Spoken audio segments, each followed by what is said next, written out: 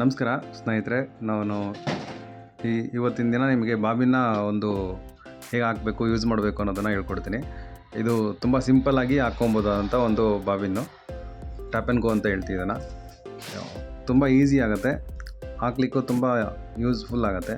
ಇದನ್ನ garden tap and go ಅಂತ ಹೇಳ್ತೀವಿ ನಾವು.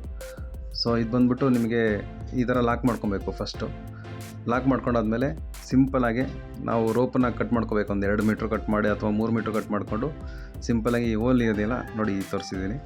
ಈ ಹೋಲ್ ಒಳಗಡೆ ನೀವು ಹಾಕ್ಕೊಂಡು ಆ ಕಡೆಯಿಂದ ಎಳ್ಕೊಂಡ್ರೆ ಆಯಿತು. ಸಿಂಪಲ್ ನೋಡಿ, ಈ ಥರ ಹಾಕ್ಕೋಬೇಕು.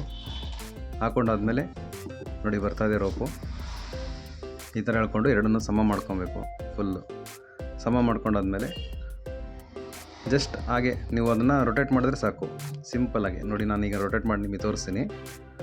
ಈ ಥರ ರೊಟೇಟ್ ಮಾಡಿದ್ರೆ ಆಯಿತು. ರೊಟೇಟ್ ಮಾಡಿಬಿಟ್ಟು ನೀವು ಹೇಗೆ ಬೇಕಾದ್ರೂ ಯೂಸ್ ಮಾಡ್ಕೋಬೋದು. ಮತ್ತು ಇದು ತುಂಬ ಫಿಟ್ಟಾಗಿ ಬರುತ್ತೆ, ತುಂಬ ಈಸಿ ಯೂಸ್ ಮಾಡೋಕ್ಕೆ. ನಿಮಗೆ ತುಂಬ ಜನ ನಮಗೆ ರೈತರು ಕೇಳ್ತಾ ಇರ್ತಾರೆ, ಹಾಗಾಗಿ ಈ ವಿಡಿಯೋನ ನಾನು ನಿಮಗೆ ಮಾಡಿ ತೋರಿಸ್ತೀನಿ. ಮತ್ತು ಔಟ್ ಕೂಡ ಆಗೋಲ್ಲ, ಟೆಸ್ಟ್ ಕೂಡ ಮಾಡಿ ತೋರಿಸ್ತೀನಿ ನಿಮಗೆ ಹೇಗೆ ಅಂತ. ತುಂಬ ಈಸಿ. ನಮ್ಮ ಶಾಪಲ್ಲಿ ಇದು ಸಿಗುತ್ತೆ, ಪ್ಲೀಸ್ ಕಾಂಟ್ಯಾಕ್ಟ್ ಮಾಡಿ. Thank you.